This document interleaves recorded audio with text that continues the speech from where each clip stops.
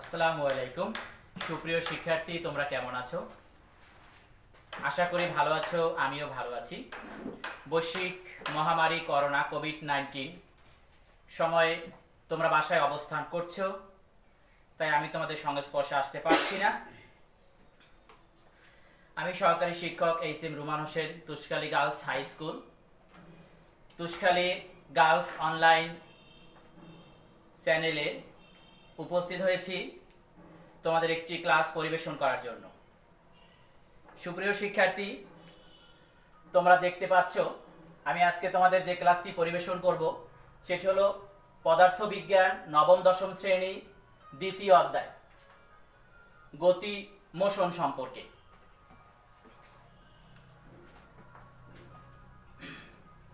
তাহলে প্রথমত আমরা যে টপিকসগুলি নিয়ে আলোচনা করব সেটা আমি তোমাদের বোর্ডে ডান পাশে লিপিবদ্ধ করেছি।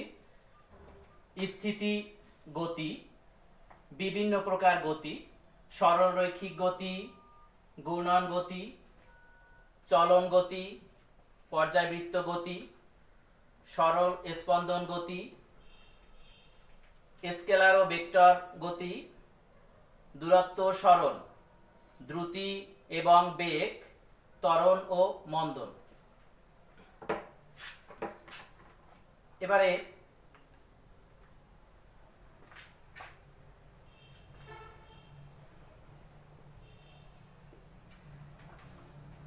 আমাদের গতি সম্পর্কে একটু বুঝতে হবে। সেটা হলো পৃথিবীর চারপাশে চাঁদ ঘুরছে। পৃথিবীর চারপাশে যে চাঁদ ঘুরছে এটা এক ধরনের গতি। আমাদের মাথার উপর যে ফ্যান ঘুরছে এটা এক ধরনের গতি। গাড়ির চাকা ঘুরছে এটা এক ধরনের গতি। ছোট বাচ্চা দোল খাচ্ছে এটা এক ধরনের গতি। মূলত হলো আমরা দেখলেই বুঝতে পারি একটি বস্তু যে সে গতিশীল না স্থিতি। প্রথমত আমরা আলোচ্য বিষয় হলো স্থিতি ও গতি। স্থিতি সময়ের সাপেক্ষে কোনো কিছুর অবস্থান যদি পরিবর্তন হয় তাহলে সেটা গতি, আর যদি স্থির থাকে তাহলে সেটা স্থিতি। মূলত সময়ের সাপেক্ষে কোনো বস্তুর অবস্থান পরিবর্তন। স্বাভাবিকভাবে অবস্থানটি একটি অর্থ প্রকাশ করলেও পদার্থবিজ্ঞানে অবস্থানের অর্থ ভিন্ন। সুপ্রিয় শিক্ষার্থী, আমি যদি তোমাদের বলি তোমাদের বিদ্যালয়টি কোথায় অবস্থিত, তাহলে হয়তো তোমরা বলবে আমাদের বিদ্যালয়টি তুষখালীতে অবস্থিত। তোমার গেট থেকে তুষখালীতে অবস্থিত যদি বিদ্যালয়টি হয়, এটা স্বাভাবিক দৃষ্টিতে ঠিক আছে, কিন্তু পদার্থবিজ্ঞানে হলো যে তোমাকে অবস্থান পরিবর্তন, এই অবস্থান বোঝাতে নির্দিষ্ট একটি প্রসঙ্গ বিন্দু প্রয়োজন হবে। যদি তুমি তোমার বিদ্যালয় রওনা দাও তাহলে তোমার স্কুলের তোমার বাসার গেট হলো স্থির বিন্দু বা স্থিতি বিন্দু। তাহলে তোমার বাসার গেটটা আমরা জানা আছে, কিন্তু স্কুলটি কত কিলোমিটার দূরে এটা পদার্থবিজ্ঞানের জন্য অবশ্যই প্রয়োজন। তাহলে তুমি যদি বলো যে আমার বিদ্যালয়টি আমার স্কুল গেট থেকে 1 কিলোমিটার দূরে, তাহলে এখনো পদার্থবিজ্ঞানের দৃষ্টিকোণ থেকে একটু গ্যাপ রয়ে গেছে। কারণ হলো আমাদের এখনো জানা হলো না যে তোমার বাসার গেট থেকে স্কুলটি কোন দিকে 1 কিলোমিটার দূরে। তার মানে হলো তাহলে তুমি যদি বলো যে আমার বাসার গেট থেকে পূর্ব দিকে 1 কিলোমিটার দূরে আমার বিদ্যালয়টি অবস্থিত, তাহলেই শুধু পদার্থবিজ্ঞানের অবস্থান কথাটা যুক্তিযুক্ত সঙ্গত হবে। তাহলে আমরা কি পেলাম? দুইটা জিনিস থাকতে হবে। এক হলো দূরত্ব, কত কিলোমিটার দূরে, আর দ্বিতীয়ত হলো থাকতে হবে যে এটা প্রসঙ্গ বিন্দু থেকে কোন দিকে, মানে দিক প্রয়োজন হবে। তাহলে আমরা গতি আর স্থিতি যদি আমরা দিক বলি, এখন তোমরা প্রশ্ন করতে পারো তাহলে যদি আমরা প্রসঙ্গ বিন্দুকে পৃথিবীর মেরু ধরি, তাহলে পৃথিবী তো চলমান, তাই পৃথিবীর প্রত্যেক বস্তুই গতিশীল, তাহলে স্থির প্রসঙ্গ বিন্দু তো খুঁজে পাচ্ছি না। তাহলে আমি বলবো তাহলে আমরা প্রসঙ্গ বিন্দু ধরবো চাঁদ। তাহলে তুমি যদি বলো যে চাঁদও তো গতিশীল, পৃথিবীও গতিশীল, তাহলে বলবো সূর্য। তাহলে তুমি যদি বলো যে সূর্য সেও তো স্থির নয়, সেও তো গতিশীল, তার মানে হলো গতি হলো আপেক্ষিক। তার মানে পৃথিবীর কোনো কিছুই স্থির নয়, কিন্তু প্রসঙ্গ বিন্দু স্থির ধরে সবকিছুই আমরা দৈর্ঘ্য প্রস্থ মেপে আসছি।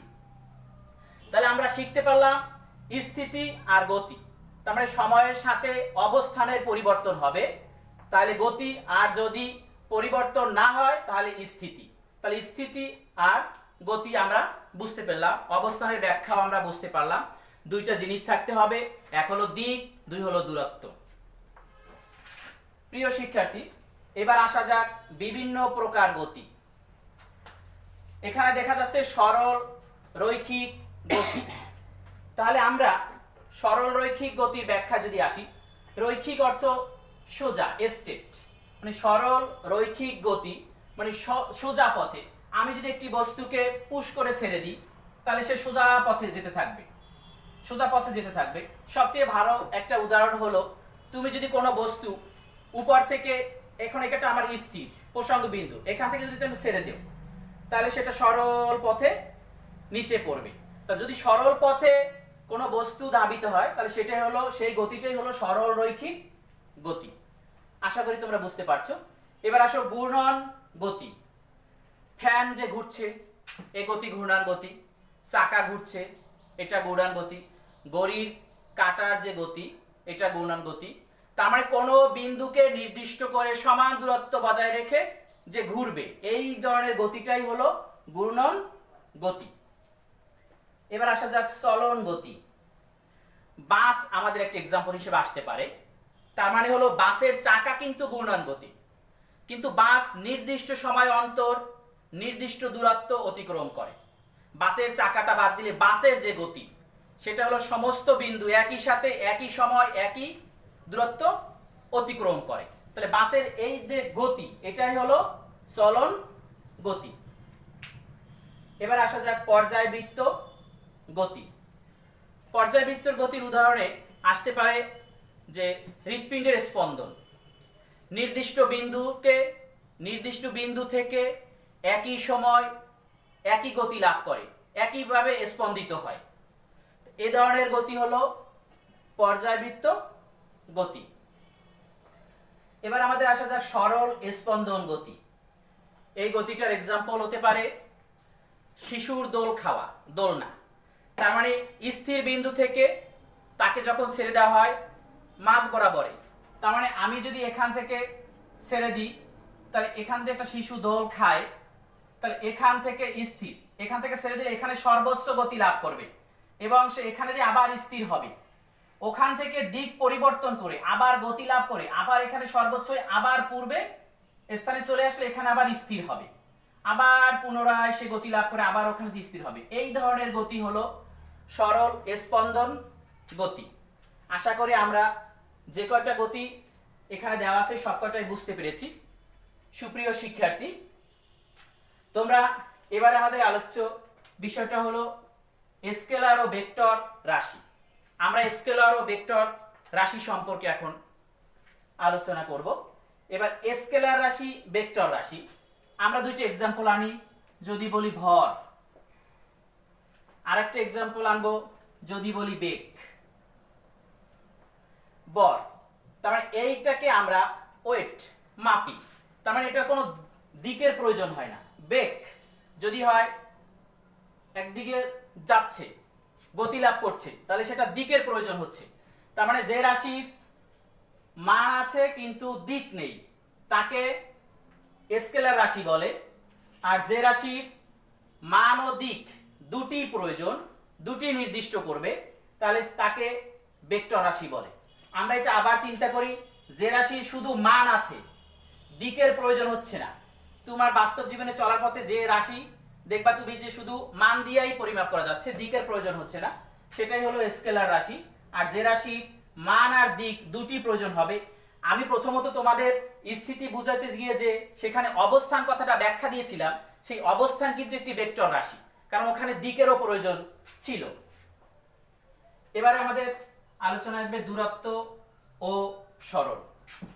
সুপ্রিয় শিক্ষার্থী, আমরা দূরত্ব ও সরণ এই দুইটার ব্যাপারে, দূরত্বের সাথে আমরা খুবই পরিচিত, আমাদের বাস্তব জীবনের সাথে দূরত্ব কথাটা খুবই মিশে আছে, কিন্তু সরণ কথাটা সচরাচর আমাদের বাস্তব জীবনে প্রয়োগ হয় না। কিন্তু আমরা দূরত্ব আর সরণের ব্যাখ্যাটা। এবার মনে করো আমরা একটা সাইকেল চালিয়ে আঁকা বাঁকা পথে রওনা দেব। তোমরা বোর্ডের দিকে খেয়াল করো, আমরা এখান থেকে সাইকেল চালানো শুরু করলাম একটা রাস্তাতে, আঁকা বাঁকা একটা রাস্তা দিয়ে আমরা সাইকেল চালানো শুরু করলাম। তাই আমরা এখানে যে বিন্দু থেকে আমরা সাইকেল চালানোটা শুরু করলাম সেই বিন্দুটা আমি এ ধরলাম। এখান থেকে আঁকা বাঁকা পথে আমি সাইকেল চালিয়ে 4 কিলোমিটার পথ অতিক্রম করে বি একটি বিন্দুতে পৌঁছলাম।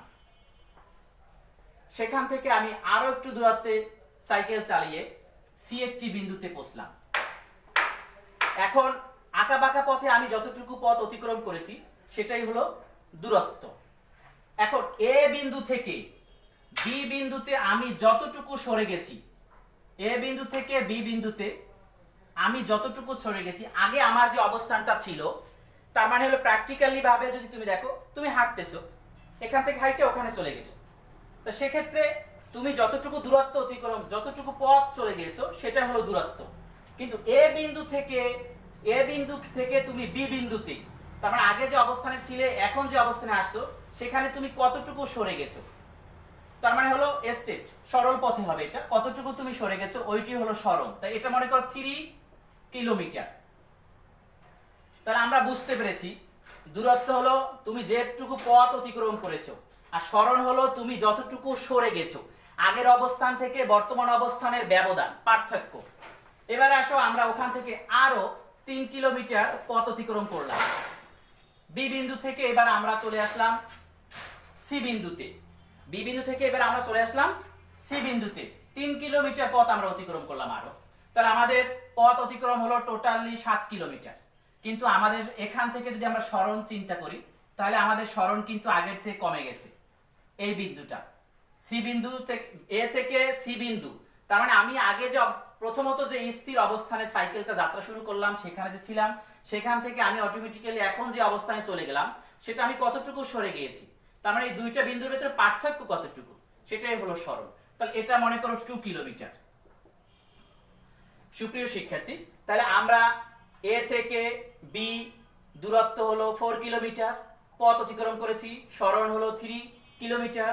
বি বিন্দু থেকে আমরা আবার যাত্রা শুরু করলে সি বিন্দুতে চলে গেলে তাহলে আমরা আরো 3 কিলোমিটার পথ অতিক্রম করেছি, তো টোটালটা আমরা 7 কিলোমিটার পথ অতিক্রম করেছি।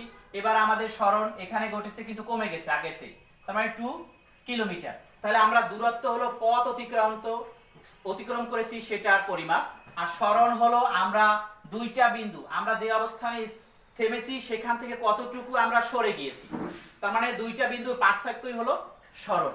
তা আশা করি তোমরা দূরত্ব ও সরণ এই দুইটা অবশ্যই ভালো করে বুঝতে পেরেছো। দূরত্বের একক মিটার, সরণের একক মিটার, তার মানে হলো দুইটাকে একক মিটার এবং এল দ্বারা প্রকাশ করা হয়, লেন্থ, দৈর্ঘ্য, দুইটাই কিন্তু আমরা দৈর্ঘ্য অতিক্রম করেছি। এবারে আমরা আসবো দ্রুতি এবং বেগ। দ্রুতি এবং বেগ, সুপ্রিয় শিক্ষার্থী, আমাদের ভালো করে বুঝতে হবে। আমরা এবার দ্রুতি নিয়ে আলোচনা করব। তা আমি এখান থেকেই তোমাদের বলতে চাচ্ছি যে সময় সাপেক্ষে যতটুকু পথ অতিক্রম করে দূরত্ব, এই দূরত্বর হারকে দ্রুতি বলে, দূরত্বের হারকে দ্রুতি বলে। তার মানে দূরত্ব মিটার যদি হয় 4 কিলোমিটার, তাহলে আমরা এখান থেকে যে দূরত্বটা অতিক্রম করেছি সেটা আমাদের 20 মিনিট সময় লেগেছিল। 20 মিনিট আমাদের সেটা 20 মিনিট সময় লেগেছিল।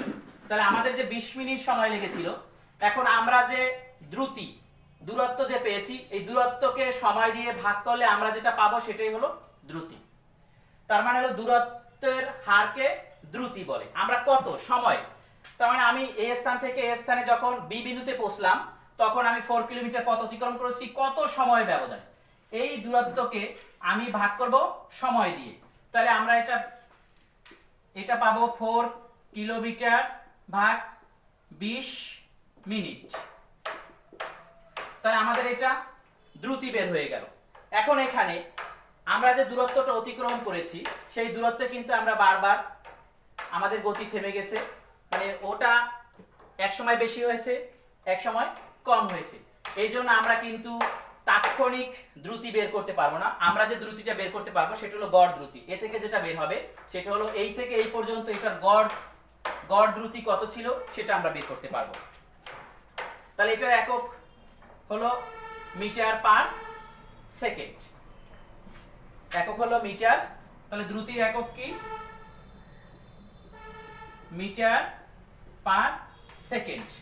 এটা যদি মাত্রা প্রকাশ করি আমরা, তাহলে আমরা মাত্রা কি পাবো? মিটার।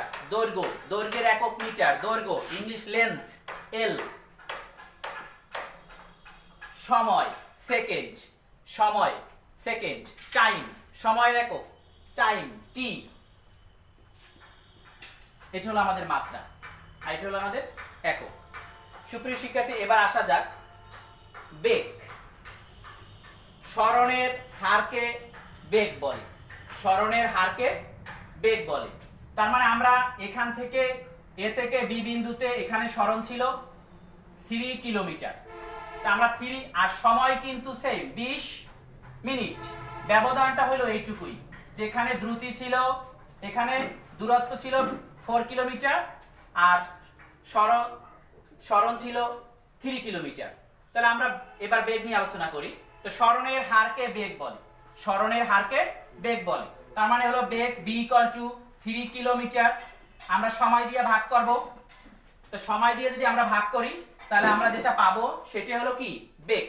সেটাই হলো বেগ। তার মানে সরণের হারকে বেগ বলে। সরণকে সময় দিয়ে ভাগ করলে যে মান পাওয়া যাবে সেটাই হলো বেগ। এখন এখানে একটা সুন্দর কথা রয়ে গেছে, সেটা হলো আঁকা বাঁকা পথে সাইকেল চালিয়ে না গিয়ে আমি যদি স্ট্রেট লাইনে সাইকেল চালিয়ে যাই তাহলে আমাদের কি হবে? আমি সোজা পথে সাইকেল চালাবো। তাহলে আমি এখানে যদি 5 কিলোমিটার পথ অতিক্রম করি তাহলে আমার দূরত্ব হবে 5 কিলোমিটার। সরণ কি হবে? সরণও হবে 5 কিলোমিটার। তার মানে হলো সরল পথে যদি তুমি সমবেগে চলতে থাকো তাহলে তোমার দ্রুতি ও বেগ সমান হবে, দ্রুতি ও বেগ সমান হবে, দূরত্ব সরণও সমান হবে। সুপ্রিয় শিক্ষার্থী, যদি আরেকটা উদাহরণ তোমরা এখানে দাও, সেটা হলো তুমি যদি একটা পাথরকে সুতো দিয়ে মাথার উপরে ঘুরাও তাহলে তুমি খেয়াল করছো এটা কিন্তু সম দ্রুতিতে ঘটছে, সমান দ্রুতিতে ঘটছে, কিন্তু বেগ কি হচ্ছে? এখানে যদি তুমি ঘুরাও তাহলে প্রত্যেক বাড়ি কিন্তু মুভ করছে, সরল পথে কিন্তু যাচ্ছে না, প্রত্যেক বাড়ি ও দিক পরিবর্তন করছে। তাহলে এটা সমদ্রুতি কিন্তু সমবেগে না। কিন্তু আমি যদি এটাকে ঘুরিয়ে ছেড়ে দিই, যদি আমি এটাকে ঘুরিয়ে ছেড়ে দিই তাহলে আমার কি হচ্ছে? আমি যদি এটা ছেড়ে দিই তাহলে যদি ঘর্ষণজনিত বল না হয়, বায়ুতে যদি বাধা না পায়, বায়ুতে যদি বাধা না পায় এবং যদি মাধ্যাকর্ষণ শক্তিটা কাজ না করে তাহলে অবশ্যই এটা ছেড়ে দিলে সোজা পথে চলতে থাকবে। তখন যদি এটা সোজা পথে চলতে থাকে তাহলে আমাদের দুইটা জিনিস থাকবে না, একটা হলো যে বায়ুজনিত বাধা থাকবে না, দ্বিতীয়ত হলো মাধ্যাকর্ষণ শক্তি কাজ করবে না। তাহলে আমি যদি সেই পাথরটাকে ছেড়ে দিই তাহলে সে সরল পথে চলতে থাকবে, তখন দ্রুতি ও বেগ সমান হবে, সমদ্রুতিতে হবে, সমবেগে হবে।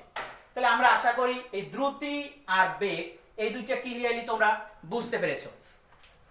সুপ্রিয় শিক্ষার্থী, এবার আমরা ত্বরণ ও মন্দন নিয়ে আলোচনা করব। আমি একটা চিত্র অঙ্কন করছি, তোমরা সকলে খেয়াল করো।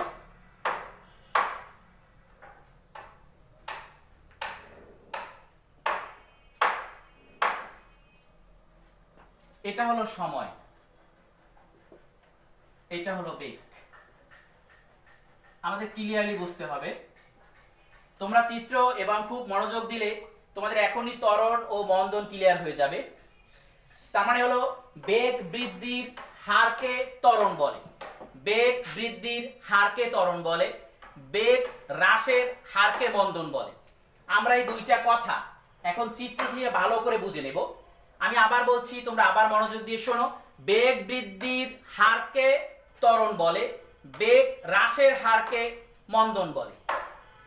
আমি এখানে একটা চিত্র অঙ্কন করছি, তোমরা ভালো করে এটা খেয়াল করো।